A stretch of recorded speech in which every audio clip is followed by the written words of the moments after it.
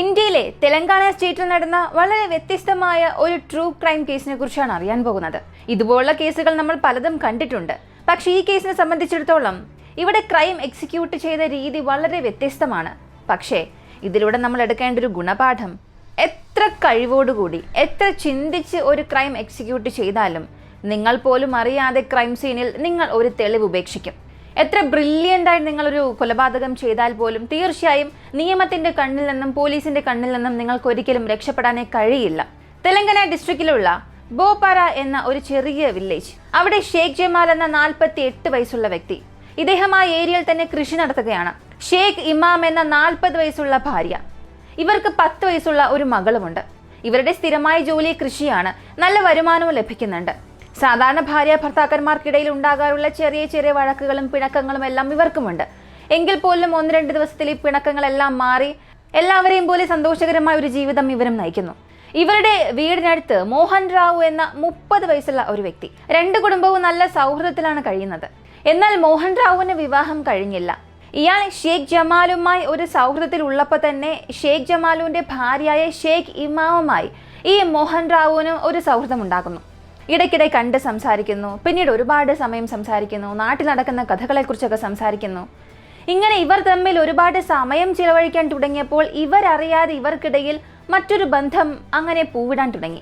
പിന്നീട് രണ്ടുപേരും ഫോണിൽ മണിക്കൂറുകളോളം സംസാരിക്കുന്നു, നേരിൽ കാണുന്നു. ഇതൊന്നും ഭർത്താവിന് അറിയാത്ത രീതിയിൽ അവർ മറച്ചു വെക്കുകയും ചെയ്യുന്നു. ഇദ്ദേഹം ഇല്ലാത്ത സമയത്ത് രണ്ടുപേരും അങ്ങോട്ടും ഇങ്ങോട്ടും വീടുകളിൽ പോകാൻ തുടങ്ങി. പോരാത്തതിന് പുറത്ത് പല സ്ഥലങ്ങളിൽ ഒന്നിച്ച് കറങ്ങാൻ തുടങ്ങി. അങ്ങനെ ഒരു ദിവസം രണ്ടുപേരും പുറത്ത് ചുറ്റിക്കറങ്ങാൻ പോകുമ്പോഴാണ് യാദൃശികമായി ഭർത്താവ് അവരെ കാണുന്നത്. ഭർത്താവിന് ഇത് വലിയ ഞെട്ടലിന് കാരണമായി.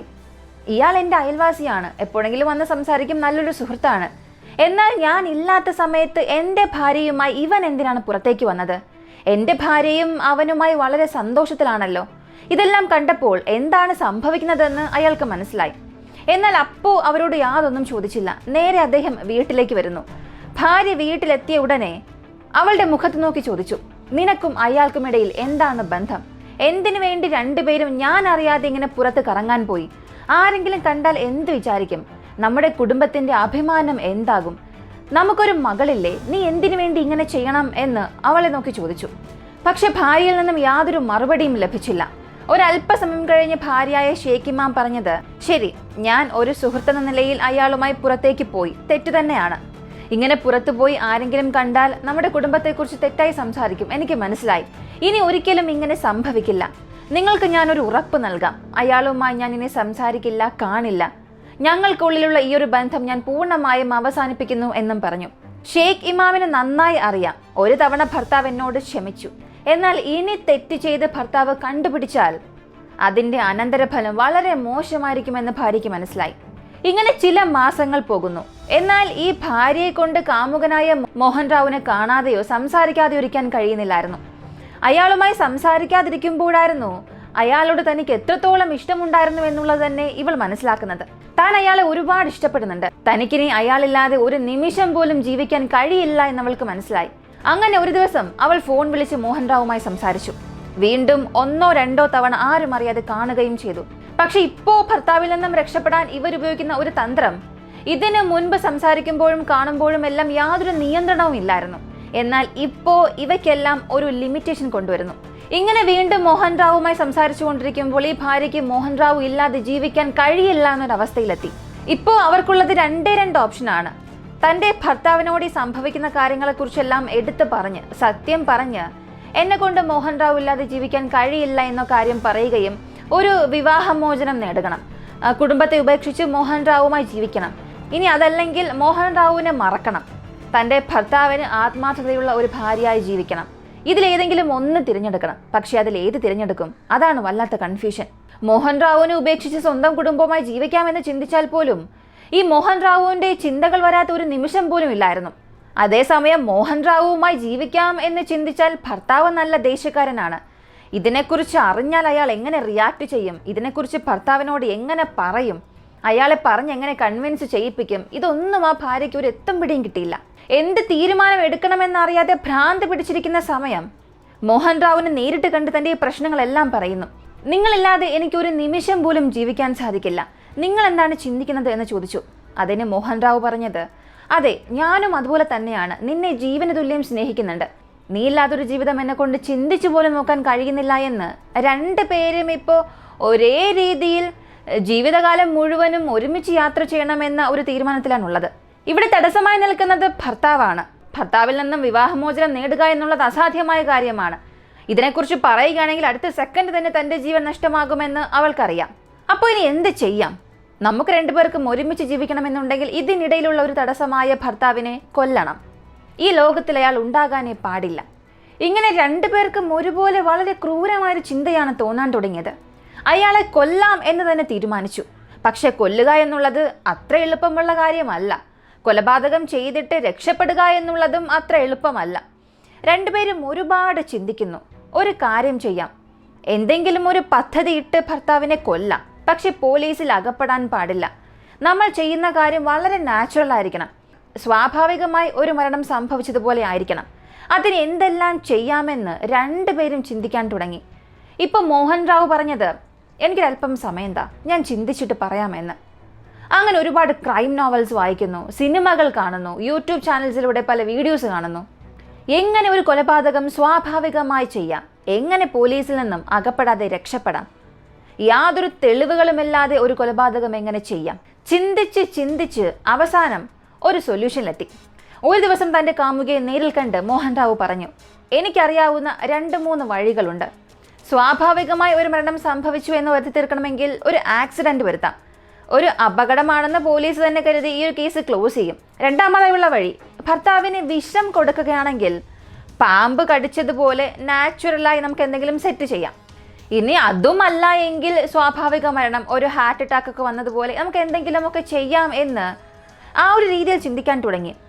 പക്ഷേ രണ്ടുപേർക്കും അറിയില്ലായിരുന്നു, ഇവർ എത്ര തന്നെ ആസൂത്രണം ചെയ്തൊരു കൊലപാതകം നടത്തിയാലും കൃത്രിമമായ മരണം സ്വാഭാവിക മരണമാക്കി മാറ്റാൻ ശ്രമിച്ചാൽ പോലും ഇപ്പോഴുള്ള വൈദ്യശാസ്ത്രം, സാങ്കേതികവിദ്യ ഇവയെല്ലാം ഒരു സെക്കൻഡിനുള്ളിൽ തന്നെ ഇവയെല്ലാം കണ്ടെത്തുമെന്ന്.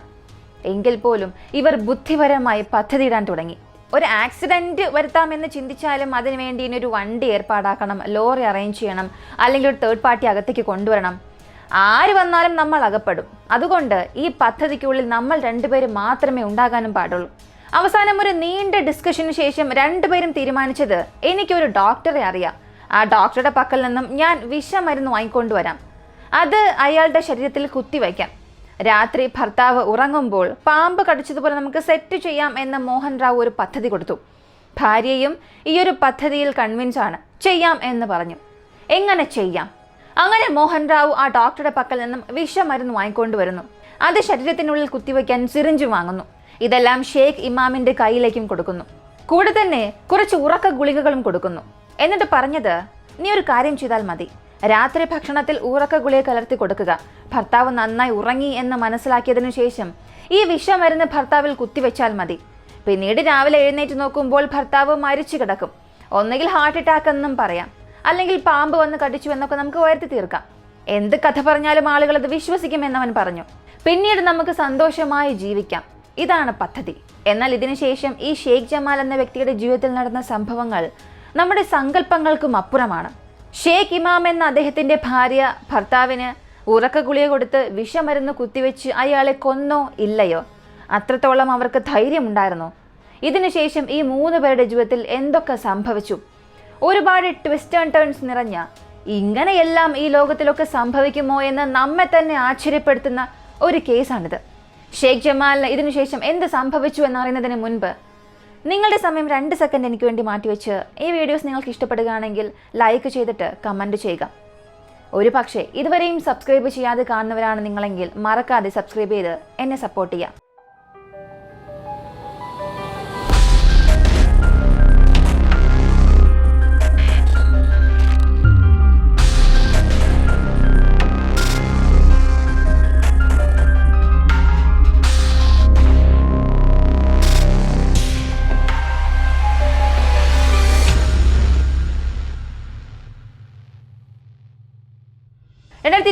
സെപ്റ്റംബർ മാസം 1-ാം തീയതി ദിവസം കുറിച്ചു. ഷേഖ് ജമാൽ ഭക്ഷണം കഴിക്കാൻ തയ്യാറാകുന്നു. ഈ സമയം ഭാര്യ ആ ഭക്ഷണത്തിൽ ഒരൽപ്പം ഉറക്ക ഗുളിക കലർത്തുന്നു. ഭർത്താവിന് കഴിക്കാൻ കൊടുത്തു. അയാൾ അത് കഴിച്ചു. കഴിച്ചതിനു ശേഷം ഭാര്യയോട് പറഞ്ഞു, എന്താണെന്നറിയില്ല, എനിക്ക് വല്ലാത്ത ക്ഷീണം തോന്നുന്നു, ഞാനൊന്ന് ഉറങ്ങട്ടെ എന്നും പറഞ്ഞു പോകുന്നു. ഇനി ഉറക്ക ഗുളിക പ്രവർത്തിക്കാൻ തുടങ്ങുമ്പോൾ വിഷമരുന്ന് ശരീരത്തിലേക്ക് കുത്തിവെക്കണം. അങ്ങനെ സിറിഞ്ചിനുള്ളിൽ വിഷമെല്ലാം എടുത്ത് ഭാര്യ തയ്യാറായി നിൽക്കുകയാണ്. ഭർത്താവിന്റെ അടുത്തേക്ക് പോകുമ്പോൾ ഇവർക്ക് വല്ലാത്തൊരു ഭയം എവിടെ നിന്നോ വരാൻ തുടങ്ങി. ഭർത്താവ് ഒരു പക്ഷേ നന്നായി ഉറങ്ങിയില്ല എന്ന് ചിന്തിക്കുക. ആ സമയത്ത് ഞാൻ ചെന്ന് മരുന്ന് കുത്തിവെച്ചാൽ അദ്ദേഹം എഴുന്നേൽക്കും. അടുത്ത സെക്കൻഡ് തന്നെ കൊല്ലുമെന്ന് അവൾക്കറിയാം. അതുകൊണ്ട് ഭർത്താവിന്റെ അടുത്ത് പോകാൻ തന്നെ അവൾ വല്ലാതെ ഭയപ്പെട്ടു. ഇഞ്ചക്ഷൻ കുത്തിവെക്കാൻ ഭയപ്പെട്ടു, താൻ അകപ്പെടുമോ എന്നുള്ളൊരു ഭയം. ഇങ്ങനെ എന്തെന്നില്ലാത്തൊരു ഭയമായിരുന്നു അവർക്ക് ആ സമയം വന്നത്. ഒരുപാട് സമയം ചിന്തിച്ചതിനു ശേഷം അവർക്ക് മനസ്സിലായി തന്നെ കൊണ്ടിത് ചെയ്യാൻ കഴിയില്ല എന്ന്. പക്ഷെ മോഹൻ റാവു ഈ സമയം അവിടെ കാത്തിരിക്കുകയാണ്, വല്ലാത്ത പരിഭ്രാന്തിയോടുകൂടി. അയാളിപ്പോൾ മരിച്ചിട്ടുണ്ടാകും, ഇനി ഞങ്ങൾക്ക് സന്തോഷമായി ജീവിക്കാം, നാളെ രാവിലെ നല്ലൊരു വാർത്ത കേൾക്കാമെന്ന്. പക്ഷെ അടുത്ത ദിവസമായിട്ടും പ്രത്യേകിച്ച് ഒന്നും തന്നെ സംഭവിച്ചില്ല, എല്ലാം നോർമലാണ്. അങ്ങനെ ഷേഖ് ഇമാമിനെ ഫോൺ ചെയ്ത് ചോദിച്ചു എന്ത് സംഭവിച്ചു എന്ന്. അവൾ പറഞ്ഞത്, എന്നോട് ക്ഷമിക്കണം, എന്നെ കൊണ്ടിത് ചെയ്യാൻ സാധിക്കില്ല. എനിക്ക് അയാളുടെ അടുത്തേക്ക് പോകുമ്പോൾ തന്നെ ഭയമാണ്. ഒരു പക്ഷെ ഞാൻ ഇഞ്ചക്ഷൻ ഇടുമ്പോൾ അയാൾ എഴുന്നേറ്റ് പിന്നീട് എന്ത് സംഭവിക്കുമെന്ന് അറിയാമല്ലോ, അതുകൊണ്ട് എന്നെ കൊണ്ടിത് ചെയ്യാൻ കഴിയില്ല എന്ന് പറഞ്ഞു. മോഹൻ റാവുവിന് ഇത് കേട്ടപ്പോൾ വല്ലാത്ത ദേഷ്യം വന്നു. ഇന്നലെ നീ എല്ലാം അവസാനിപ്പിച്ചിട്ടുണ്ടാകുമെന്നാണ് ഞാൻ ചിന്തിച്ചത്, ഇപ്പോൾ നീ ഇങ്ങനെ പറയുന്നു. ശരി, നിന്നെ കൊണ്ട് ചെയ്യാൻ കഴിയില്ലെങ്കിൽ ഞാൻ തന്നെ ചെയ്യാം. അങ്ങനെ അയാൾ വ്യത്യസ്തമായ ഒരു പദ്ധതി ഇടാൻ തുടങ്ങി. ആ പദ്ധതി നടപ്പിലാക്കാൻ നല്ലൊരു സമയത്തിനായും കാത്തിരുന്നു. 2022 സെപ്റ്റംബർ മാസം 19 അതായിരുന്നു അയാൾ കുറിച്ച ആ ദിവസം. ഷേഖ് ഇമാം എന്ന ഭാര്യയും മകളും അവരുടെ അമ്മയുടെ വീട്ടിലേക്ക് ഒരു 10 ദിവസത്തെ വെക്കേഷന് പോവുകയാണ്. 19 ഇവരെ തിരികെ വിളിച്ചുകൊണ്ടുവരാനായി ഷേഖ് ജമാൽ പോകുന്നത്. ഇയാൾ സ്വന്തം വീട്ടിൽ നിന്നും ഭാര്യയും മകളെയും വിളിക്കാനായി പോകുന്ന വഴിയിൽ തന്നെ ഒരു മരുഭൂമി പോലത്തെ പ്രദേശമുണ്ട്. അവിടെ ആൾസഞ്ചാരം വളരെ കുറവായിരിക്കും. അതുവഴി ഇയാൾ വരുന്ന ആ ഒരു സമയം എന്തുകൊണ്ട് പ്രയോജനപ്പെടുത്താൻ പാടില്ല എന്ന് ചിന്തിച്ചു. ഇതിന് ഷേഖ് ഇമാം പറഞ്ഞത്, എന്റെ ഭർത്താവ് വീട്ടിൽ നിന്നും എപ്പോൾ ഇറങ്ങും എന്നുള്ള സമയം ഞാൻ നിങ്ങൾക്ക് പറഞ്ഞു തരാം. ഈ സമയം കാലവുമെല്ലാം കൃത്യമായി അറിഞ്ഞതിന് ശേഷം കാമുകൻ ചെയ്യാൻ പോകുന്നത് ആ ഡെസേർട്ടഡ് ഏരിയയിൽ ഒറ്റയ്ക്ക് നിൽക്കും. ഇയാൾ ബൈക്കിൽ വരുമ്പോൾ ലിഫ്റ്റ് ചോദിക്കും. അങ്ങനെ ബൈക്കിൽ കയറി കയ്യിൽ വെച്ചിരുന്ന ആ ഇഞ്ചക്ഷൻ എടുത്ത് അല്ലെങ്കിൽ ആ വിഷമരുന്ന് അയാളുടെ ശരീരത്തിൽ കുത്തിവെക്കും. ഇതാണ് പദ്ധതി. അങ്ങനെ ഈ പദ്ധതി എക്സിക്യൂട്ട് ചെയ്യാൻ കാത്തിരുന്നു. രാവിലെ ഒരു 7-7:30 ഭർത്താവ് ഭാര്യയ്ക്ക് ഫോൺ വിളിച്ചു. ഞാനിപ്പോൾ അങ്ങോട്ടേക്ക് വരുന്നുണ്ട്, വീട്ടിൽ നിന്നും ഇറങ്ങി, അടുത്ത 1 മണിക്കൂറിൽ ഞാൻ എത്തുമെന്ന്. ഇത് കേട്ട ഉടൻ തന്നെ ഭാര്യ മോഹൻ റാവുവിനെ വിളിച്ച് കാര്യം അറിയിച്ചു. മോഹൻ റാവു തന്റെ കൂടെ ഒരു 3-4 പേരെ കൂടെ ചേർത്ത് ഒരു ടീം ഫോം ചെയ്യുന്നു. ഒരാളെ ഷേഖ് ജമാലിന്റെ വീടിന് മുൻപിൽ നിർത്തി. അയാൾ ആ വീട്ടിൽ നിന്നും ഇറങ്ങുമ്പോൾ ഒരു സിഗ്നൽ തരണം. അതിനുശേഷം മറ്റ് 2-3 പേർ ആ ഡെസേർട്ടഡ് ഏരിയയിൽ കാത്തിരിക്കണം. ഷേഖ് ജമാൽ രാവിലെ 8 മണിയോടുകൂടി തിരിക്കുന്നു. ആ വീട്ടിൽ നിന്നും ഇറങ്ങിയ ഉടനെ അവിടെ കാത്തു നിന്ന ഈ ടീമിലെ ഒരാൾ മോഹൻ റാവുവിന് ഒരു സിഗ്നൽ കൊടുത്തു. മോഹൻ റാവു തന്റെ ഗ്യാങ് മെമ്പേഴ്സുമായി വിഷമരുന്നുമെടുത്ത് ആ ഡെസേർട്ടഡ് ഏരിയയിൽ കാത്തിരുന്നു. മുഖംമൂടിയും ധരിച്ച് അവിടെ കാത്തിരിക്കുകയാണ്. ഇനി ഗ്യാങ് മെമ്പേഴ്സ് എന്തിനാണെന്ന് ചോദിച്ചാൽ, ഒരു പക്ഷേ വിഷമരുന്ന് കുത്തിവെച്ചാൽ രക്ഷപ്പെടുകയാണെങ്കിൽ കൂടെയുള്ള സുഹൃത്തുക്കളെ എല്ലാം വിളിച്ചു കൊണ്ടുവന്ന് അയാളെ അടിച്ചെങ്കിലും കൊല്ലാം എന്നുള്ളതാണ് പദ്ധതി. കാത്തിരിക്കുമ്പോൾ കറക്റ്റ് 8:30 ഷേഖ് ജമാൽ ബൈക്കിൽ വരികയാണ്. അപ്പോൾ മോഹൻ റാവു ലിഫ്റ്റ് ചോദിക്കുന്നു. ഒരു മങ്കി ക്യാപ്പൊക്കെ ധരിച്ച് ഫേസ് അറിയാത്തതുപോലെ നിൽക്കുകയാണ്. ലിഫ്റ്റ് ചോദിച്ചപ്പോൾ ഷേഖ് ജമാലിന് അറിയില്ല ഈ ചോദിക്കുന്നത് മോഹൻ റാവു ആണെന്ന്. എനിക്ക് തൊട്ടടുത്തൊരു സ്ഥലം വരെ പോകാനുണ്ട്, ഒന്ന് ലിഫ്റ്റ് തരുമോ എന്നും ചോദിച്ചു. ഷേഖ് ജമാലും ശരി കയറിക്കൊള്ളൂ എന്നും പറഞ്ഞു. മോഹൻ റാവു കയറി ബൈക്കിലിരുന്നു. അങ്ങനെ വണ്ടിയിൽ പോയിക്കൊണ്ടിരിക്കുമ്പോൾ തന്നെ ഷേഖ് ജമാലിന് എന്തോ ഒരു അനുഭവം ഉണ്ടായി. തന്നെ എന്തോ കടിച്ചതുപോലെ, ഉറുമ്പ് എന്തോ കടിച്ചതുപോലെ തോന്നി. അദ്ദേഹം ആ വേദന എടുത്ത സ്ഥലത്ത് ഒന്ന് തടവി നോക്കി. സാരമില്ല, പ്രശ്നമൊന്നുമില്ല എന്ന് കരുതി അയാൾ വീണ്ടും വണ്ടി ഓടിച്ചു. അങ്ങനെ ഓടിച്ചുകൊണ്ടിരിക്കുമ്പോൾ തന്നെ ഒരു അല്പസമയത്തിനുള്ളിൽ പുറകിലുണ്ടായിരുന്ന ആ വ്യക്തി പെട്ടെന്ന് വണ്ടിയിൽ നിന്നും ചാടി ഇറങ്ങി ഓടാൻ തുടങ്ങി. ഇത് കണ്ട് ഷേഖ് ജമാലിന് ഒന്നും തന്നെ മനസ്സിലായില്ല. ഇയാൾ എന്തിനാണ് ഇപ്പോൾ ചാടി ഇറങ്ങി ഓടുന്നത്? അയാൾക്ക് എവിടെ പോകണമെന്നല്ലേ പറഞ്ഞത്? എന്നോട് ചോദിച്ചെങ്കിൽ ഞാൻ വണ്ടി നിർത്തിത്തരുമായിരുന്നല്ലോ. ഇയാൾ എന്തിനാണ് ഈ ഓടുന്നത് എന്ന് അയാൾക്കൊന്നും മനസ്സിലായില്ല. പക്ഷെ അവിടെ എന്തോ തെറ്റായി സംഭവിക്കുന്നുണ്ട് എന്ന് മാത്രം അയാൾക്ക് മനസ്സിലായി. അപ്പോൾ തന്നെ തൻ്റെ ഭാര്യയ്ക്ക് ഫോൺ വിളിച്ച് എന്തോ സംഭവിച്ചു. പെട്ടെന്ന് അയാൾ ഇറങ്ങി ഓടുകയും ചെയ്തു. എനിക്കൊന്നും മനസ്സിലാകുന്നില്ല എന്നങ്ങനെ സംസാരിച്ചു കൊണ്ടിരിക്കുന്ന അതേ സമയത്ത് തന്നെ അയാളുടെ കയ്യിൽ നിന്നും ഫോൺ താഴെ വീണു. ഷേഖ് ജമാൽ താഴെ കുഴഞ്ഞു വീഴുന്നു. അതൊരു ഡെസേർട്ടഡ് ഏരിയയാണ്, ആൾസഞ്ചാരം അധികം ഇല്ല എങ്കിൽ പോലും തൊട്ടടുത്തുള്ള കൃഷിസ്ഥലത്ത് ജോലി ചെയ്തുകൊണ്ടിരുന്ന കുറച്ചു പേർ ഈ സംഭവങ്ങളെല്ലാം കാണുന്നുണ്ട്. പെട്ടെന്ന് തന്നെ കുറച്ചുപേർ ഓടിയെത്തി അയാളെ സഹായിക്കുന്നു. ആംബുലൻസിന് ഫോൺ ചെയ്തു ആശുപത്രിയിൽ എത്തിക്കുന്നു. പക്ഷെ ഡോക്ടർ പരിശോധിച്ചതിന് ശേഷം പറഞ്ഞത് ഇല്ല, ഇയാൾ ഇതിനകം തന്നെ മരിച്ചുവെന്ന്. ഇപ്പോഴും പോലീസുകാർക്ക് എന്ത് സംഭവിച്ചുവെന്ന് മനസ്സിലായില്ല. പക്ഷേ അയാൾ മരിച്ച ഏരിയയിൽ ചെന്ന് പോലീസ് പരിശോധിച്ച് നോക്കുമ്പോൾ അവിടെ നിന്നും ഒരു സിറിഞ്ച് ലഭിച്ചു. സിറിഞ്ച് ടെസ്റ്റ് ചെയ്ത് നോക്കുമ്പോൾ അതിനുള്ളിൽ വിഷമുണ്ടായിരുന്നു എന്നുള്ളത് കണ്ടെത്തി. രണ്ടാമത്തെ കാര്യം, ഷെയ്ഖ് ജമാലിന്റെ ഡെഡ് ബോഡി പോസ്റ്റ്മോർട്ടം ചെയ്യാൻ അയച്ചപ്പോൾ ശരീരത്തിൽ വിഷം പോയതുകൊണ്ടാണ് മരണം സംഭവിച്ചുവെന്നും മനസ്സിലായി. അടുത്ത പോലീസ് ഇയാളെ ആശുപത്രിയിൽ എത്തിച്ച ഈ കൃഷിസ്ഥലത്ത് ജോലി ചെയ്തുകൊണ്ടിരുന്ന ആളുകളോട് ചോദിച്ചു. അവർ പറഞ്ഞത്, സർ, ഇയാൾ ഇതുവഴി വരികയായിരുന്നു, പുറകിൽ ഒരാൾ ഇരിക്കുകയായിരുന്നു, പക്ഷെ പെട്ടെന്ന് പുറകിലുണ്ടായിരുന്നയാൾ ചാടി ഇറങ്ങി ഓടാൻ തുടങ്ങി, ഞങ്ങളിത് കണ്ടുവെന്നും പറഞ്ഞു. ഇപ്പൊ പോലീസിന് മനസ്സിലായി, ആരോ ഒരാൾ അയാളോട് ലിഫ്റ്റ് ചോദിച്ചിട്ടുണ്ട്. അങ്ങനെ പുറകിൽ കയറിയിരുന്ന ഇയാൾ ഷെയ്ഖ് ജമാലിന് വിഷം കുത്തിവെച്ചിട്ടുണ്ട്. യാതൊരു സംശയമില്ല, ഇതൊരു കൊലപാതകം തന്നെയാണ്. അങ്ങനെ ഭാര്യയോട് ചോദിച്ചു, ഭർത്താവ് അവസാനമായി നിങ്ങളോട് ഫോൺ വിളിച്ച് എന്താണ് സംസാരിച്ചത് എന്ന്. ഭാര്യ പറഞ്ഞത്, ആരോ ലിഫ്റ്റ് ചോദിച്ചുവെന്നും ലിഫ്റ്റ് കൊടുത്തുവെന്നും പെട്ടെന്ന് വണ്ടിയിൽ നിന്നും ചാടി ഇറങ്ങി ഓടിയുമെന്നൊക്കെയാണ് ഭർത്താവ് പറഞ്ഞത്. പക്ഷെ അങ്ങനെ പറഞ്ഞുകൊണ്ടിരിക്കുമ്പോൾ തന്നെ ഫോണ് കട്ടായി എന്നും പറഞ്ഞു. ഇങ്ങനെ തുടക്കത്തിൽ പോലീസുകാർക്ക് ഭാര്യയിൽ യാതൊരു സംശയവും വന്നില്ല. അങ്ങനെയാണെങ്കിൽ ഷെയ്ഖ് ജമാലിന് ശത്രുക്കൾ ആരെങ്കിലും ഉണ്ടോ? അയാൾ മരിച്ചാൽ ആർക്ക് എന്ത് ലാഭം? ആ ഒരു രീതിയിൽ പോലീസ് അന്വേഷിക്കുമ്പോഴാണ് ചുറ്റുമുള്ള സുഹൃത്തുക്കൾ, അയൽക്കാർ, ചില ഫാമിലി മെമ്പേഴ്സിൽ നിന്നും ഒരു വിവരം പോലീസ് അറിയുന്നു. ഈ ഷെയ്ഖ് ജമാലിന്റെ ഭാര്യയ്ക്കും മോഹൻ റാവു എന്ന വ്യക്തിക്കും ഇടയിൽ ഒരു അവിഹിത ബന്ധമുണ്ടായിരുന്നു. അങ്ങനെയാണ് ഈ കേസിനുള്ളിലേക്ക് മോഹൻ റാവു വരുന്നത്. ഷെയ്ഖ് ജമാൽ എന്തുകൊണ്ട് മരണപ്പെട്ടിട്ടുണ്ടാകാം എന്നുള്ള ഒരു കാരണവും പോലീസിന് ഇപ്പോൾ ലഭിച്ചു. ഇനി അടുത്ത ഘട്ടമായി പോലീസ് ചെയ്തത് മരിച്ച ഷെയ്ഖ് ജമാലിന്റെ ഭാര്യയായ ഷെയ്ഖ് ഇമാം, അവരുടെ ഫോൺ റെക്കോർഡ്സും ഈ മോഹൻ റാവുവിന്റെ ഫോൺ റെക്കോർഡ്സും എടുത്തു നോക്കുന്നു. രണ്ടുപേരും പല മണിക്കൂറുകളോളം സംസാരിച്ചു എന്നതിന്റെ തെളിവും പോലീസിന് ലഭിച്ചു.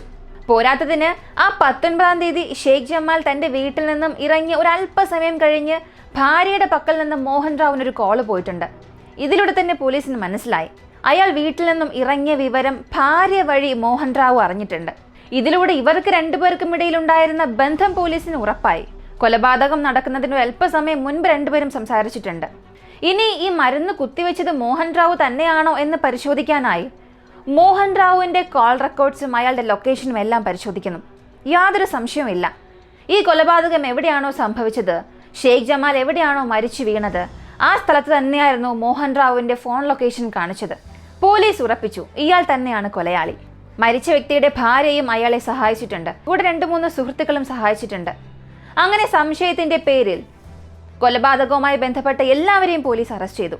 അങ്ങനെ മോഹൻ റാവുവിനെയും ഷെയ്ഖ് ഇമാമിനെയും പോലീസ് ചോദ്യം ചെയ്യുമ്പോഴാണ്, മാസങ്ങൾക്ക് മുൻപേ ഞങ്ങളെ കൊലപാതകം നടത്താൻ പദ്ധതിയിട്ടിരുന്നു, ഒരു തവണ ഷെയ്ഖ് ഇമാം കൊല്ലാൻ ശ്രമിച്ചിട്ടുണ്ട് എന്നുള്ള വിവരങ്ങളെല്ലാം പുറത്തറിയുന്നത്.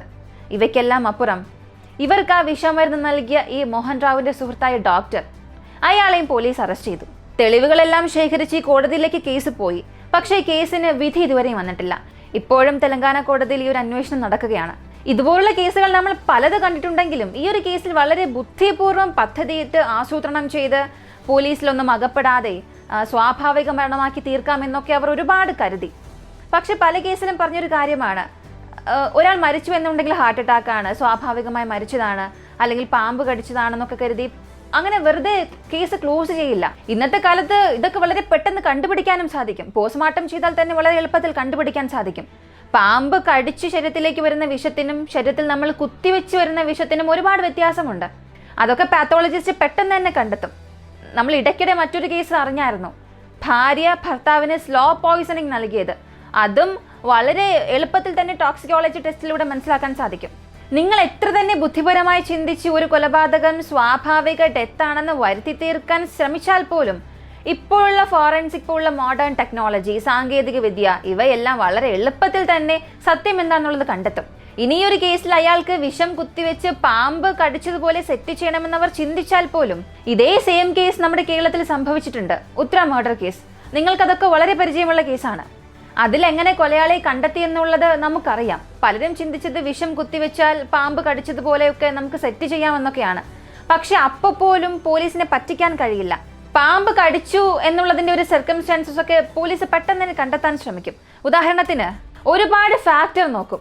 ഒരു പാമ്പ് എവിടെയാണ് കടിച്ചത്, എങ്ങനെയാണ് കടിച്ചത്, ഏത് പാമ്പ് കടിച്ചു, ഏത് സ്ഥലത്ത് വന്നാണ് പാമ്പ് കടിച്ചത്, ഇങ്ങനെയുള്ള പല ഫാക്ട് ചെക്ക് ചെയ്യും. ഇപ്പോൾ ഈ ഒരു ഏരിയയിലുള്ളതാണ്, നമ്മൾ ഏതെങ്കിലും ഒരു പാമ്പ് വന്ന് കടിച്ചു എന്നുണ്ടെങ്കിൽ ആ കടിച്ച പാമ്പ് വളരെ വ്യത്യസ്തമായ ഇനം പാമ്പായിരിക്കും. അങ്ങനെ ഒരു ഇനം പാമ്പ് ആ ഏരിയയിലേ ഇല്ലാത്തൊരു പാമ്പാണെങ്കിൽ തീർച്ചയായും അതൊരു സ്വാഭാവിക ഡെത്ത് അല്ല. ആരോ ഒരു വ്യക്തി മറ്റെവിടെന്നെങ്കിലും ഒരു പാമ്പിനെ കൊണ്ടുവന്ന് കടിപ്പിച്ചതാണ്, അപ്പോൾ അത് കൊലപാതകമാണ്. ഇനി പാമ്പ് കടിച്ച സ്ഥലം വെച്ചും പോലീസ് പെട്ടെന്ന് കണ്ടുപിടിക്കും. ഇപ്പോൾ കാലിന്റെ തുടഭാഗത്താണ് പാമ്പ് കടിച്ചതെങ്കിൽ ഒരു പാമ്പ് അങ്ങനെ കാലിന് മുകളിലൂടെ കയറി തുടയിൽ വന്ന് കടിക്കുന്നതുവരെയും കാത്തിരിക്കില്ല. നമ്മുടെ ശരീരം എക്സ്പോസ് ആകുന്ന ഭാഗം എവിടെയാണോ അവിടെയായിരിക്കും പാമ്പ് പെട്ടെന്ന് കടിക്കുക. അപ്പോൾ പാമ്പ് അങ്ങനെ സാധാരണ കടിക്കാത്ത സ്ഥലത്ത് ഒരു പാമ്പ് കൊത്തി മരിച്ചു എന്നുള്ളത് സെറ്റ് ചെയ്യാൻ വിചാരിച്ചാൽ പോലും പോലീസുകാർക്ക് മനസ്സിലാകും അതൊരു സ്വാഭാവിക മരണമല്ല എന്ന്. ഇനി പാമ്പ് കടിച്ച സമയം വെച്ചുകൊണ്ട് പോലും കണ്ടെത്താൻ സാധിക്കും. പകൽ സമയങ്ങളിൽ അത്രത്തോളം പാമ്പുകളൊന്നും വരില്ല. ഇങ്ങനെ ഒരുപാട് ഫാക്ട് ചെക്ക് ഉണ്ട്. ഇതെല്ലാം വെച്ചുകൊണ്ട് മാത്രമേ സത്യത്തിൽ ഇനി പാമ്പ് കടിച്ച് മരിച്ചതാണോ, സ്വാഭാവിക മരണമാണോ, കൃത്രിമ മരണമാണോ എന്നൊക്കെ കണ്ടെത്താൻ കഴിയും. അതുകൊണ്ട് എത്ര തന്നെ പദ്ധതിയിട്ടൊരു കൊലപാതകം ചെയ്യണമെന്ന് ചിന്തിച്ചാലും കൃത്രിമ മരണത്തിനും സ്വാഭാവിക മരണത്തിനും വ്യത്യാസം വളരെ പെട്ടെന്ന് തന്നെ കണ്ടുപിടിക്കാൻ സാധിക്കും. അതുകൊണ്ട് ക്രൈം എന്ന് ചിന്തിക്കുന്നവരാണ് നിങ്ങളെങ്കിൽ 1 സെക്കൻഡോ 2 സെക്കൻഡോ അല്ല, മണിക്കൂറുകളോളം ചിന്തിക്കണം. നിങ്ങൾ അകപ്പെടാൻ 100% ചാൻസ് ഉണ്ട്. ഇതിൽ നിന്നും നമ്മൾ എടുക്കേണ്ട ഒരു ഗുണപാഠം പല വീഡിയോസിലും ഞാൻ പറഞ്ഞതാണ്.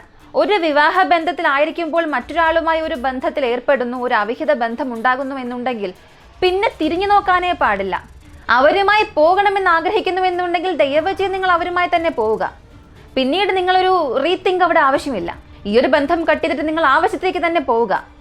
ഭർത്താവും മക്കളും ഒരുപക്ഷെ സങ്കടപ്പെടുമായിരിക്കും, കരയുമായിരിക്കും. പക്ഷെ ദിവസങ്ങൾ കഴിയുമ്പോൾ, വർഷങ്ങൾ കഴിയുമ്പോൾ അവർ നോർമലാകും. ഭർത്താവ് മറ്റൊരു വിവാഹം കഴിച്ച് കുഞ്ഞുമായി സന്തോഷമായി ജീവിക്കും. പകരം ഇങ്ങനെ ക്രൂരമായി ചിന്തിച്ച് കൊലപാതകമൊക്കെ ചെയ്ത് കുടുംബക്കാരിൽ നിന്നും ബന്ധുക്കളിൽ നിന്നും ദയയും കാരുണ്യവും ഒക്കെ സ്വീകരിച്ച് പിന്നീട് കാമുകനുമൊത്ത് സന്തോഷമായി ജീവിക്കാം എന്നൊക്കെ ചിന്തിച്ചാൽ നടക്കാത്തൊരു കാര്യമാണത്. നിങ്ങൾക്കൊരു ബന്ധത്തിൽ താല്പര്യമുണ്ടെങ്കിൽ ആ ബന്ധവുമായി തന്നെ മുന്നോട്ട് പോവുക. മറ്റുള്ളവരെ ബുദ്ധിമുട്ടിപ്പിക്കാതിരിക്കുക. ഇങ്ങനെയുള്ള ക്രൂരകൃത്യങ്ങൾ ചെയ്ത് മാത്രമേ നിങ്ങൾക്ക് നിങ്ങളുടെ ബന്ധത്തെ മുന്നോട്ട് കൊണ്ടുപോകാൻ കഴിയൂ, അത് അച്ചീവ് ചെയ്യാൻ കഴിയൂ എന്നുണ്ടെങ്കിൽ ആ പദ്ധതി ഒരിക്കലും നടക്കില്ല. ഇപ്പോൾ ഈ ഒരു കേസിൽ നോക്കിയാൽ എല്ലാവരുടെ ജീവിതവും പോയി. ഭർത്താവ് മരിച്ചു, ഭാര്യയും കാമുകനും ജയിലിലായി. ഇപ്പോൾ ആരുമില്ലാതെ അനാഥയായി നിൽക്കാൻ പോകുന്നത് അവരുടെ ആ ഒരു പെൺകുഞ്ഞ് മാത്രമാണ്. അതുകൊണ്ട് ഇങ്ങനെയുള്ള അവിഹിത ബന്ധങ്ങൾ കാരണം നഷ്ടം മാത്രമായിരിക്കും കൂടുതലായും സംഭവിക്കുക. അപ്പോൾ ബെറ്റർ ആയ ഒരു സൊല്യൂഷൻ ഡിവോഴ്സ് വാങ്ങി മറ്റൊരാളുടെ കൂടെ പോയി ജീവിക്കുക എന്നുള്ളതാണ്. ഈ ഒരു കേസിനെ കുറിച്ചുള്ള നിങ്ങളുടെ അഭിപ്രായം എന്താണെന്നുള്ളത് കമന്റിൽ പറയുക. ഇങ്ങനെയുള്ള ഇൻട്രസ്റ്റിംഗ് ആയ കേസുകളെക്കുറിച്ച് അറിയാനായി നമ്മുടെ ചാനൽ സബ്സ്ക്രൈബ് ചെയ്യുക. മറ്റൊരു വീഡിയോയുമായി വീണ്ടും കാണാം.